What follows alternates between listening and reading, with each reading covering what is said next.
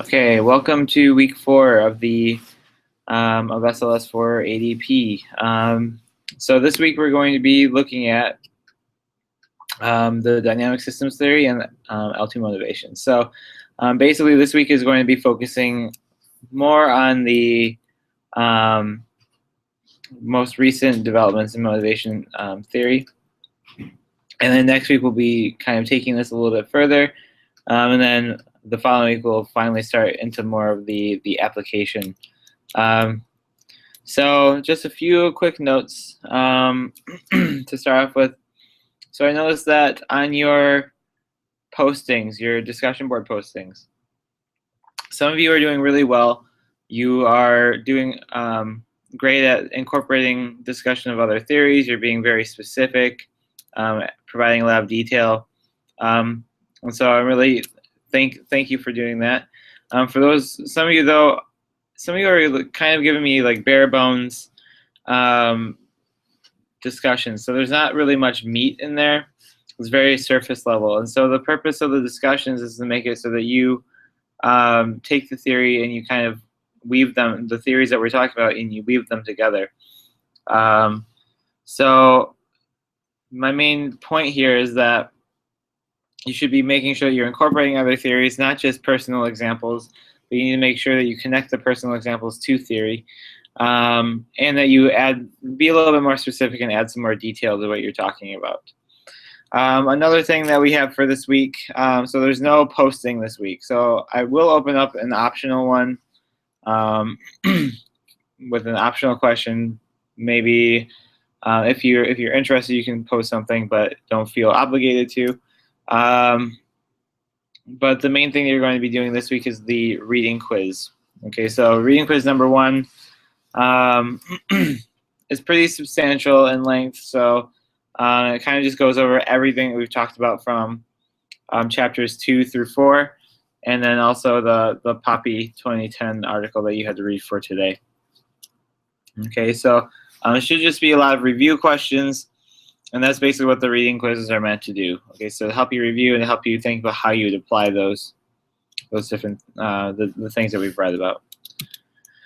So this week we have 3 new conceptual approaches to motivation. So these are based off of where we are now. So we have the person and context relational view of motivation, the L2 motivational self system, and then motivation from a complex dynamic systems perspective. They're all very related to each other, so it might be difficult to see like where you draw the line, but just know that like the 3 of them, they are distinct, but they are very much related to each other at the same time, if that makes any sense. So we'll start off with the person and context approach. So basically the key question asked of motivation has pretty much always been, so how is it that some people can learn a second language or foreign language so easily and do so well, while others who have the same opportunities find it almost impossible? Okay, and so one of the things that we look at is individual differences, and one of those individual difference variables is motivation. So how does motivation play into all of this? So a lot of times what we end up looking at in this sense, so we think about this question as a way to approach motivation, and so it kind of leads us to look for cause and effect relationships. Okay, so what is the cause of one person doing better in learning a language over another? Okay, so this has been the main research focus for a long time now, just because it's easier to make more generalized claims in that way to prove something. We kind of try to use a generalizable linear model to predict what's going on. So basically that means given a certain variable, so for instance, if you have a certain score on the motivation variable, how does that predict you will do in learning a second or foreign language later on? Okay, so for those of you who have taken 490, you've probably heard about this. So those of you who took it with me, you probably heard about this in terms of the correlations that we talk about. So correlations are kind of used for relationships. You can also use them to they're also pretty much the same as a regression, which looks at whether or not, which allows you to predict how well somebody's going to do. Okay, so generally we look at cause and effect relationships and how they can be used to model or to predict certain outcomes, and then we look at pedagogical interventions. So how can we take this information about cause and effect relationships and put it into pedagogical use? Okay, so this is all kind of bunched up together into what we call the positivist perspective. Okay, so in motivation research, we often come from the positivist perspective right now. So basically, what is positivism? It's, in a nutshell, it's experimental and manipulative methods. So the idea of, like, you have a control group and an experimental group, and you take one to see whether or not there's some sort of effect on whatever the practices that you have. You might have one group where you have no motivational pedagogical strategies involved, and one where you do, and you'll have to see which one performs better. Okay, so what we do here is we seek linear relationships between variables. So we want to be able to predict, once again, how people will do. So this is a good perspective, because it gives us good explanatory power for what we see going on. So it allows us to, like, say, okay, so this is happening, and because we controlled for this, we can see that this is actually, so this factor actually does have a strong effect. It's not something else. It also has widespread applicability, so you can use it in a variety. So the results from this type of research kind of makes it so that it's a lot more generalizable, the numbers that the results that we have, so we can actually find a way to kind of say, okay, so this context is very similar to this context, and so you'll probably have similar results in that sense. Some problems, though. So it focuses only on the small numbers of key variables. Okay, so as we'll see later with the Poppy study, you're very limited in how much you can actually focus on. So if you have too many factors that you're looking at, it becomes almost impossible to interpret what you find. So oftentimes, when we look at motivation from the positivist perspective, we're very limited to what we can look at any given time. So it's not really possible to see how every single factor contributes to every other factor. So you have to be very, very choosy. And then we also have the trouble of it generalizing learners too much. Okay, so we kind of ignore the fact that learners are individuals, and we kind of lump them all together into one group and treat them as if they were ideal, as what we'd ideally want in the classroom, which is pretty much never going to be the case. So it makes it really hard to kind of make any firm not assumptions, but claims based on the results. Okay.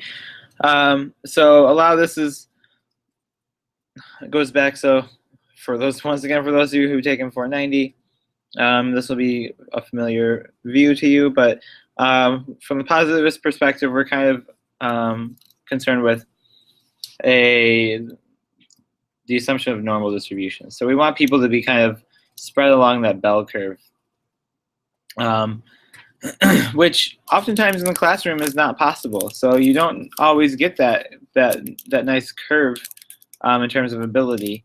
So it's kind of, once again, idealistic in a way. So you have a lot of individuality there, and it's never going to be completely normal, especially based. So if you look at other factors as well, like teachers and whatnot, and resources. And then, yeah, so this also treats learners as idealized abstractions, going back to the same thing. So you don't really take the full breadth of individual differences into account. So based on this, so you had Ushioda, who in 2009 made a case for this motivation and context. So we have a situated approach with contextual factors. So you're looking at, okay, so this person is in this specific context. So how is their motivation right now, and how is it influencing their performance based on if they were sitting in another context? So say the classroom versus at home. So basically, she argues that, well, context is always changing. It's in flux, and if we look at the positivist perspective, it's actually treated almost as a stable background variable that doesn't change, which isn't really the case, as I'm sure many of you from your own experience can say. So we have that, and so what she calls this is kind of like the relational approach. So we want to put our attention on evolving networks of dynamic relationships between variables. So the variables, the way that they interact with each other will change based on the context. So their intensity might be different. Their influence on one another might be different. And the idea here is that motivation is not a quantifiable variable. So in the positivist perspective, so we talked about last week how you have surveys that try to quantify motivation, but really the motivation context we use, it's not quantifiable, it's emergent. So it changes based on the context, so it emerges from the context. It's almost like it's an organic thing.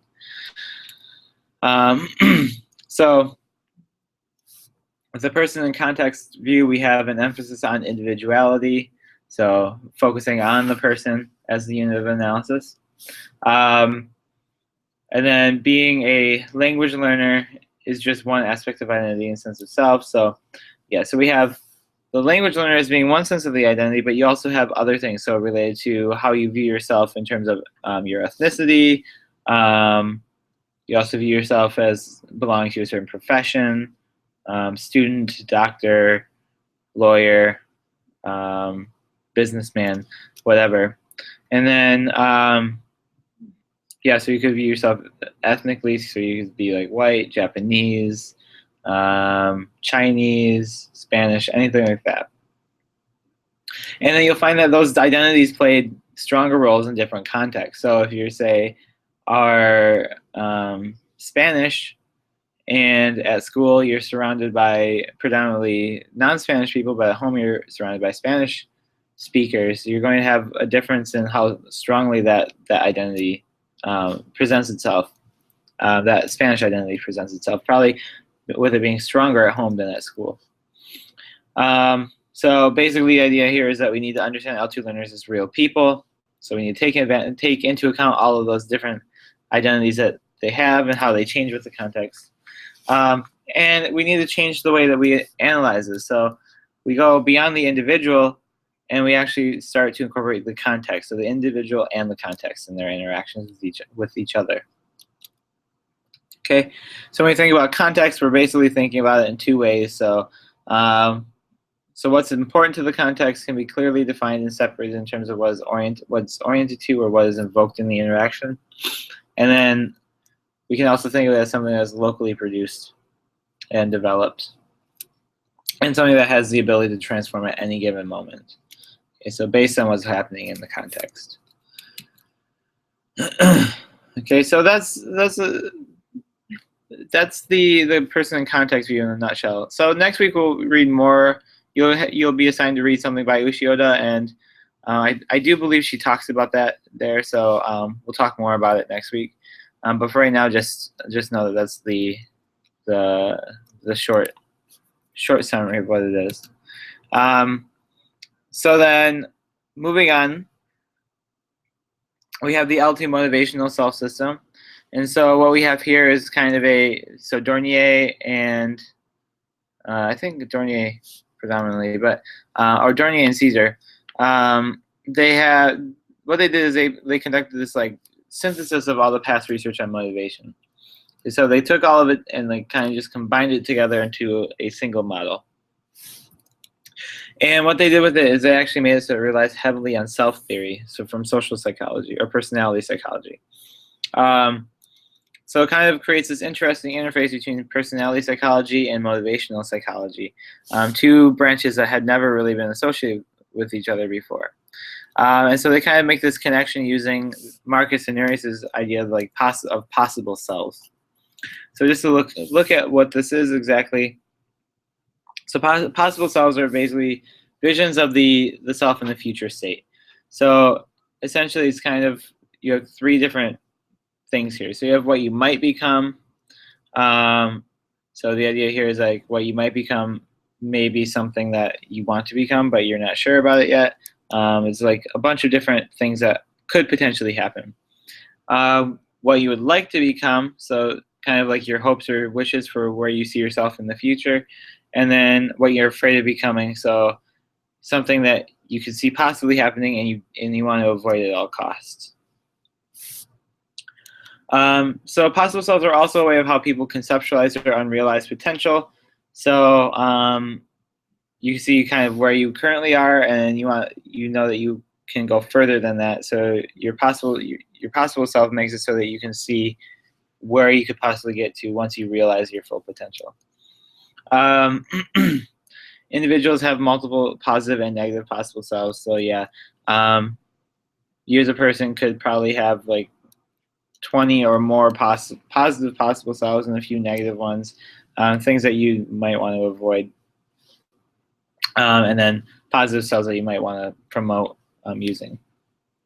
And they also exist along a continuum of details. So you'll have some possible selves who are really vivid and very, very well thought through, and then you'll have some that are very vague and kind of just like ethereal, like they're kind of just going in and out. They're not really all that cemented in your psyche. So let's see. Yeah, and they involve tangible images and senses. So kind of like the idea here is that as a possible self, you need to actually think about it as being very real. This comes from ideas of imagery from sports psychology. So in sports psychology, they have this, the idea of imagery is like if you can see yourself being successful in it, you will eventually become better at it. And so it's the same kind of sense here outside of sports psychology, just in personality psychology in general. Okay. So out of these possible selves, you have the two main ones, which are the ideal and the ought to selves. So the ideal self is basically your hopes, aspirations, wishes. It's what you want to possess ideally. And this has been the one that's been found to be particularly important for academic achievement. So it has like probably the greatest influence on the effort that one puts into their work. On the other side is the ought self. So basically this is like what one feels one ought to possess based on what they think others feel about it. So it's a representation of another person's sense of duties or obligations. So they see one person and their duties and obligations, and they kind of take those obligations and place them on themselves, even though it's something that they may not incorporate into their own desires. Okay. So in a sense here, if we go back to the ideas of intrinsic and extrinsic motivation, these almost apply in that sense. So the ideal would almost be intrinsic, and the ought self would be almost extrinsic. Although they're not quite the same ideas. Essentially, you have the ought and ideal selves dealing with how your personal views, whereas intrinsic and extrinsic motivators are just kind of things that have a direct influence on you, and they're meant to. So if you have ideal and ought to selves, they can directly influence one another. So it's kind of a reciprocating influence, and because of that, it's not always possible to understand or straightforward to determine whether the dream or desires that a person has are their actual dreams or desires, or if they've been compromised by their desire to conform.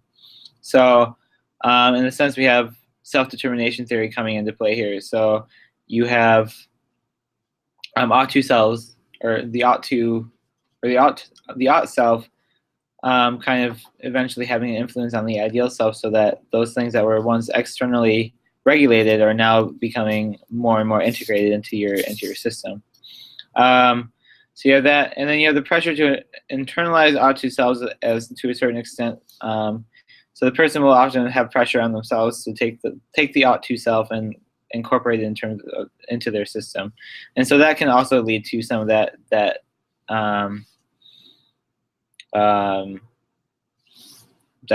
more integrated regulation.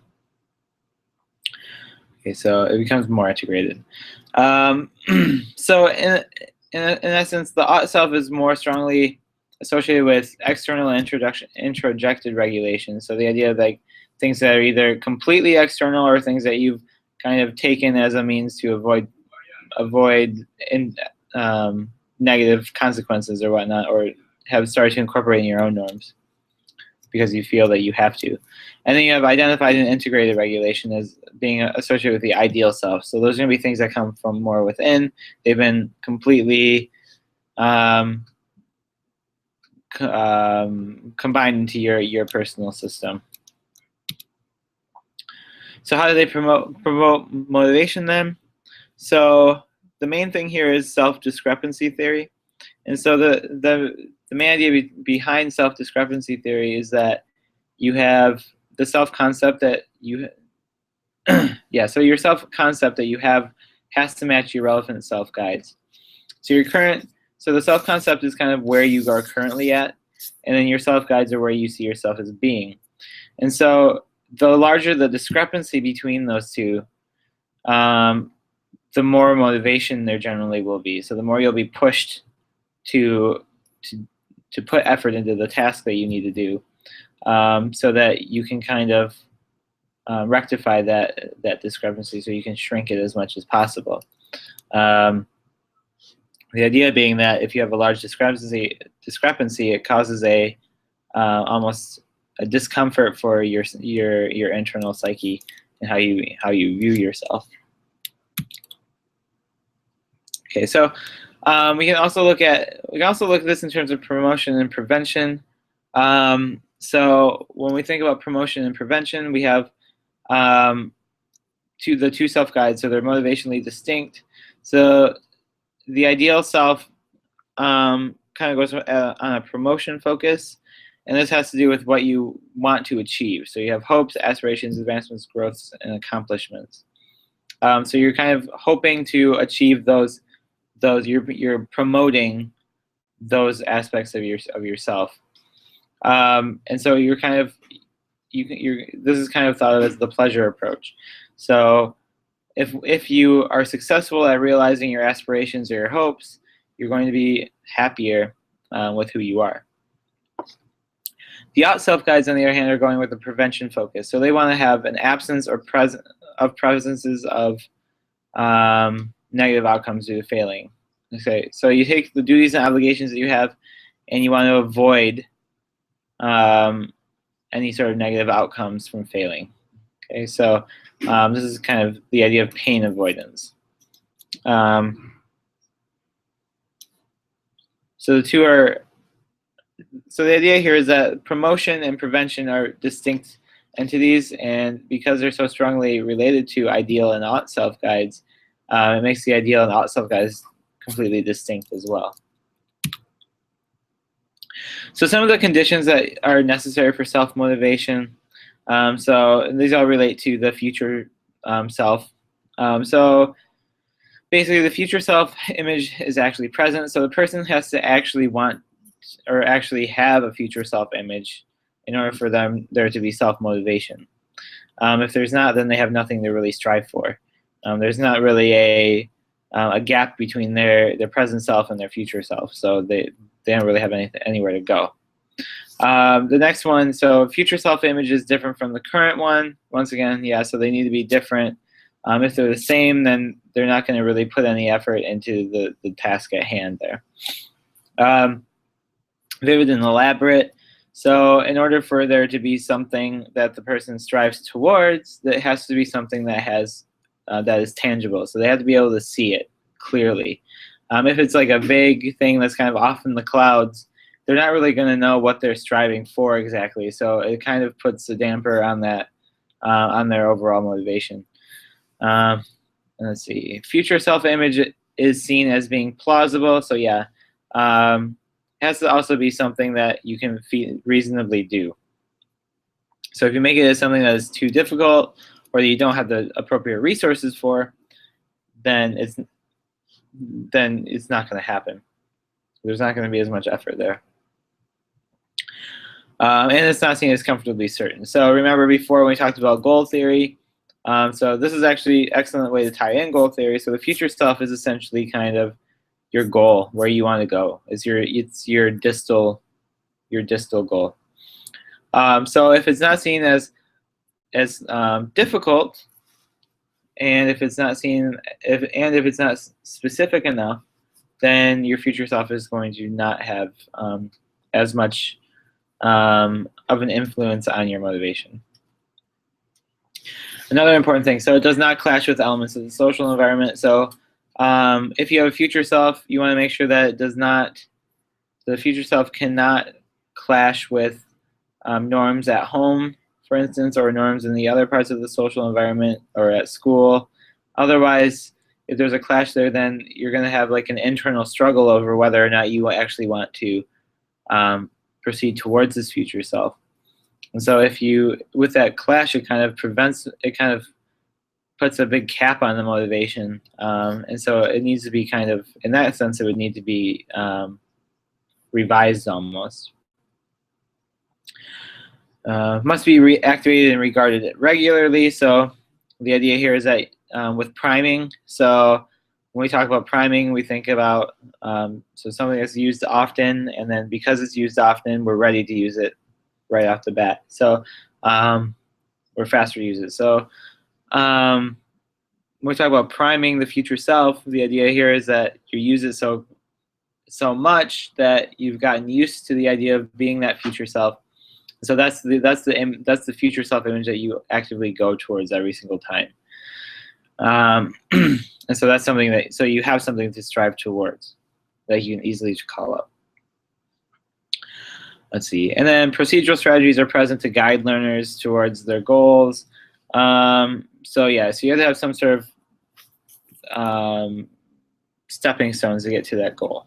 Okay, so here's where you would talk about proximal goals. Okay, so things that kind of help you know how you're doing along the way, and that kind of help you to take it one step at a time. And importantly, the future self has to be offset by a feared possible self. Okay, so something that you don't want to become. So oftentimes people will see this, they need this in order to know, okay, so I don't want to become this, so they will actively, they'll actively go after whatever they can to avoid that feared self. Okay, so keep these in mind. These will be important for your quiz. Okay, and then so taking all this into account, we start looking at the L2 motivational self system. Okay, so with this we have the main reason for the L2 motivational self system to be developed was that we had the integrativeness. We had problems with the integrativeness or integrated motivation concepts. So as I said before, Gardner actually made this idea, or came up with this idea, because of the context that they were in. They were in this French Canadian context where it made it so that integration was actually possible. But actually, research in other contexts found that contact with members of the L2 group was not actually fundamental to motivation. So it wasn't a necessary precursor to it. It might have just been an extra bonus. And then in addition, we have global and world English that threw in more of a problem with this idea of integratedness, because it made it so that there really wasn't any ownership of English. So we could say that the US or Britain or Australia, where people are native speakers of English, have ownership of it. But then what do we do about these other outer groups, or these groups that, like in India, that use English on a day-to-day basis? Okay, so or the expanding circle group. That's what I meant. So so yeah, so we have that as like as a problem here. So if we were talking about integrating with the target culture, what's the target L2 group that we're trying to integrate with? So as a result of all this, so integrated motivation started to play a much smaller role in motivation theory. So people started to see the problems with it, and they stopped using it so much in their investigations. So as a result, Dornier worked to create a new model of motivation, and so that became known as the L2 motivational self-system. And so what happened with that was that integrativeness was kind of retained, but it ended up being combined with the ideal L2 self. That's because the two are so strongly related that it became unnecessary to actually have them as separate ideas. So in this new system, we have 3 parts. So we have the ideal L2 self and the ought to L2 self. And then we have this third one. So we have the L2 learning experience. Okay, so that one's not actually related to self-theories, but it's important. So it basically looks at whether or not, or the conditions of the classroom, or so the teachers, or the students and the peers, or the resources that are there. You can also even go back to home, where the parents, determining whether or not the parents are having an influence on that learning experience, whether or not they're making it seem negative or positive to the students. And then it's important because it's been shown that some learners are actually motivated by success in the task or happiness with the environment, and not by some sort of internal or external factor. So the idea here is that if they go to the school and they're learning this language, some students will actually be motivated by the fact that they enjoyed the classroom environment, so they think it's fun, or they'll get a bunch of praise from the teacher, and they'll find that, oh, I'm very good. I can be a successful language learner, and so that becomes a part of their identity almost, and it makes them want to continue putting effort into that task of learning the second language. Okay, so then we have incorporated in the system. So we have those three parts, and then we also have the idea of instrumental motivation. So that's also incorporated into the system. We have, here again, we split it apart between promotion and prevention. So instrumental promotion is basically something like being professionally successful. So we want to promote, we want to achieve those goals or those hopes. And the best way to do that is through using our ideal L2 self as a motivator. So we'll actually find that instrumental promotion is highly correlated with the ideal L2 self. And then we have the instrumental prevention idea here, is that you basically want to avoid failing an exam or disappointing your parents or something like that. So it's very much an external factor. External factors are coming at you, and it's kind of based on what you make of them. So this has a higher correlation with the ought to self. Yeah, and so like I said, integrativeness and the ideal L2 self, they have a strong correlation with each other. But the ideal L2 self actually predicted criterion measures better. And so what I mean by a criterion measure is that it's kind of like if we think about survey research, so you're measuring different constructs on a scale. So the ideal L2 self would be one construct. Integrativeness would be the other construct. And so when we correlate these with the criterion, in this case, it would most likely be the student's intended effort or their actual effort, however they rate that on a scale. So you actually integrate those two with the criterion. So because the ideal L2 self actually had better predictive quality for the criterion measure, it was determined that integrativeness is actually kind of subsumed by the ideal L2 self. And the fact that instrumental promotion and instrumental prevention correlate so strongly with one or the other also shows that it gives like credence to the idea that they're very separate constructs. So the ideal L2 self is actually distinct from the ought to self. Okay, so this brings us to Poppy's study. So he actually kind of looks at this L2 motivational self-system and goes on to expand it a little bit. So he actually expands it to incorporate the L2 anxiety as an effective factor. So this is something that's related to Clement's factor of self-confidence. So we talked about linguistic self-confidence. So anxiety is strongly related to that. So the higher your anxiety in class, you generally would assume would lead to a lower level of motivation. But that's not necessarily what he found in the study.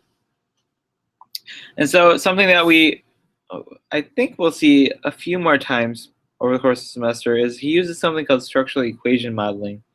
And basically all that is it shows the relationship between different factors in our model. So the circles are kind of the different factors, and the arrows display the effect that one factor has on another. Okay, so for instance, the first one here is a hypothesized model. So this is how we view, or how Poppy viewed motivation as working. So here you have intended effort, and then you have the three main parts of the self system. So the ideal L2 self, ought-to L2 self, and learning experience. And then you also have the English anxiety factor. So you can see here he predicts a strong or a positive correlation, positive relationship between ought-to and L2 and ideal L2 selves. And you can also see here that he predicts a negative influence of English anxiety on intended effort, as well as ideal L2 self on English anxiety. He also hypothesizes that there's a positive relationship between the ought-to L2 self and English anxiety. Okay, so you just have to kind of look at the arrows to determine what his hypotheses are here. So the direction of arrow shows which direction the effect is going. So in this case, the ideal L2 self is having an effect on the learning experience. You have to look at the sign. So here the sign would be like the higher the ideal L2 self, the higher the learning experience score would be. Or in here, the higher the ideal L2 self scale score is, the lower the English anxiety score will be, or vice versa. So the lower the ideal, the higher the English anxiety. So basically what he did was he looked at 1,011 Iranian senior high school students, and he was like, okay, well, here's a questionnaire, fill it out, answer these questions about your intended effort or your motivation on each of these different aspects. Okay, and here we have this. This is the result.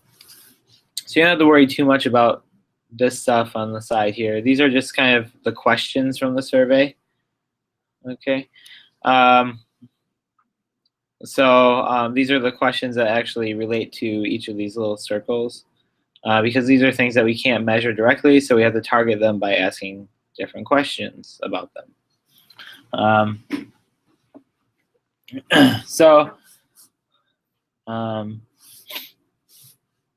Yeah, so then we can see, so yeah, here these numbers kind of just show the strength of the contribution of each sentence or each question to that particular factor. And then we see these numbers on these main arrows. These are the ones that we really care about. So these kind of show the strength of the overall influence. So here you have a 0.80. That's really high. So the ideal L2 self has a very, very, very strong influence on the learning experience. Okay. Okay, so here you can kind of get a sense of the strength of each of the influences. So all of them are significant, except for this one right here, which just means that they're not due to chance. So statistically speaking, we don't really focus on. It doesn't mean that they're necessarily right. It just means that there's like a very low, like a 0.001% chance that these results were completely lucky. Okay, so just to kind of sum up what he came up with here, so basically his study actually fit in line with previous research, so it just kind of confirms what Dornier found and what others have found before him. He also finds that the ideal self has the strongest influence, which is pretty common to find. Generally speaking, the ideal it's either going to be the ideal L2 self or the learning experience that have the strongest influence. It just depends on the context, for one thing, and then also the group of students. The L2 self has little impact, so very small, 0.36, negative 0.05, 0.10. These are kind of some of the lowest numbers here. Okay. Yeah, and then some of the things you make sure to say. So the desired future self is not a motivator unless it's accessible through appropriate learning channels. So in this case, the learning experience, you need to have access to your future self here. Otherwise, it's not going to be very helpful. And then finally, looking at anxiety. So basically, he was seeking to expand this construct of motivation to include anxiety and to see how anxiety functions with it. And so basically, anxiety was surprisingly found to have a positive, very small impact on intended effort. But he says to be very careful with how we influence that. So it's not that anxiety will necessarily create more effort or more success. Okay, so sometimes the anxiety can actually lead to, so it won't necessarily increase success because anxiety can actually lead to negative outcomes. But it may not actually lead to increased effort either, because actually this is self-reported, and it's not actually directly observed. So it could just be an estimation of, it's just an estimation of what the participants said was their effort level was. So their estimation may be generous, more generous than it actually is. Okay. Okay, so this kind of brings us to the complex dynamic system. So we talked about this. So each of these models that we look at here like this are essentially contextually based. So they only apply to a certain context. And so what we have with complex dynamic systems is we want to see how things connect with each other. So we want to look at how things change from context to context. So we don't look at the models in isolation of each other. We look at them in terms of how they change from one, how they change as one factor changes. So with the complex dynamic systems, we have multiple interconnected parts. They're very nonlinear in nature, so they have emergent changes that go on constantly. Two or more elements are interlinked with each other that change in time. So when one element changes, the other one will also probably change. And then, yeah, so the main idea here is how do we conceptualize motivation in this paradigm? It's very difficult. So if things are changing so much, how can we actually do that? So traditionally, we've looked at individual differences in SLA as trait-like attributes. So there are many different traits, and generally the focus has been on something, or they've been viewed as stable and systematic. So the idea here is that they don't change, and that they're kind of viewed as background noise. So we haven't really been super interested in them as like factors on their own until more recently, because we viewed them as more like these are like the things that are causing error in our studies. So they're causing all this background noise that we can't really account for. The problem is that most of these attributes are higher order mental characteristics, so they actually are important. They change from person to person. And so the idea behind complex dynamic systems is that, well, we need to actually be viewing them this way. So they kind of take motivation and they redefine it as something that is cognitive and emotional as a result. So we have this tripartite framework of learner characteristics, and so it includes motivation, cognitive things, and then affect. And the idea here is that we know that each feels different, so we're justified in looking at them as separate factors in the framework. And we can tell they feel different because motivation is something that is equivalent to wanting, and we can grade the wanting. So I think the textbook kind of goes like, you can say like, I want it, I really want it, I really, really, really, really want it. So things like that. We can tell the difference from that, say, and cognition. So cognition is just something there. Cold intellect, it's something that you just think, basically. And then we have affect, so emotions. So we have different names for emotions, and we can actually grade those as well. So the general idea, the consensus here is that the three of these are actually separable. So then, so the differences actually make it so that we can use them as organizers of learner characteristics, which makes it really convenient for us.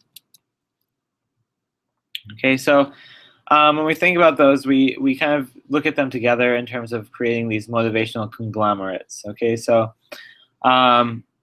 so these include motivational, emotional, and cognitive components, and they act as a whole. Okay, so we have four primary conglomerates that affect motivations. So you have, or task fulfillment. So you have interest, motivational flow, motivational task processing, and then future self-guides. So with interest, we have the motivational characteristic because it's something that it has features of expectancy value theory. So we look at intrinsic versus extrinsic value and how that affects the interest. The cognitive nature of it is that it influences, it has curiosity and engagement with the domain. So if we have intrinsic motivation, we're going to be more curious and engage with it more. And then the affective feature is like you have positive emotions associated with active engagement, and you have interest changes over time depending on feeling. So you could be sad one day and not care about learning your L2, and you could be really happy and be more willing to learn it. Motivational flow is another conglomerate. So you have here you have the idea here is that you have a heightened level of motivated task engagement. So the task is challenging. You know it needs to be done. You're aware that the task is doable, and the skills are sufficient for success. Okay, so you've determined that your skills are good. So basically, with motivational flow, the higher the flow, the more there is a loss of self-consciousness and track of time. So when you find yourself being really interested in doing something, you'll find that you'll check back at the clock later and 3 hours have passed by without you even knowing it. And so that's the idea here, is that so with motivational flow, higher motivational flow leads to more of that happening. Okay, so this is motivational in nature, in that it's a specific type of intrinsic motivation, and it's also cognitive in nature because it's it involves an appraisal of the challenge, focus, attention, clarity about goals, and whatnot. Okay, so we have motivational task processing. So how the learner processes the various motivational stimuli and activity. So you take that and you use certain motivational strategies. So here you have kind of three things. Here, the task execution, how is the task undertaken? Task appraisal, continuous processing of stimuli regarding progress. So as you're doing the task, you're kind of assessing yourself of how you're doing, how are you advancing towards that goal. And then you have the action controls. So these are kind of your way of, you use self-regulatory methods. So you use strategies, you try to scaffold what you're doing, you protect your motivation in a way. So these three kind of all work together in terms of making in terms of making effort towards a task. Okay, and then future self-guides, which we won't really talk that much more about because we've already talked about it a lot. But basically, they're highly tied to emotional, motivational, and cognitive systems. Yeah, and they're dependent on self-appraisal. So As you proceed along towards your goal, you're going to have to do a lot of self-appraisal in order to make sure you achieve that goal. And as you do your self-appraisal, your future self is going to change, especially if you depart significantly from where you actually are at some point. Okay, so that brings us really to the end of this stuff. So that's kind of very, very fast overview of the more recent theories. So next week we'll read more about it. And in the meantime, for next week, so remember, you don't have a forum posting, but you do have a reading quiz. So your first reading quiz is due Tuesday. So I've changed it to Tuesday just because I'm uploading it late. So it's due Tuesday at 11:59 p.m. So something important, like I said earlier on in the semester, you need to work independently on this, so do not work together. And what you'll do is, on one of the links under the lesson tab, there's the resource. So you'll click that and download the Word document. You'll fill in your answers on the Word document, and you'll upload it to the Dropbox link under the lessons. Okay, so there's instructions there for how to do that. If it's not clear, just email me and I'll explain. Also, so next week we'll be going over the proposal requirements for your final project. So that's important. And then you'll also be reading these 4 articles. So Ushioda, 2003, Dornier, 1997, Benson, 2007. Kim, 2009 is going to be a presentation by your classmates. Okay, so looking forward to seeing that. In the meantime, if you have any questions, as usual, just send me an email and I'll get back to you as soon as I can. And have a good week.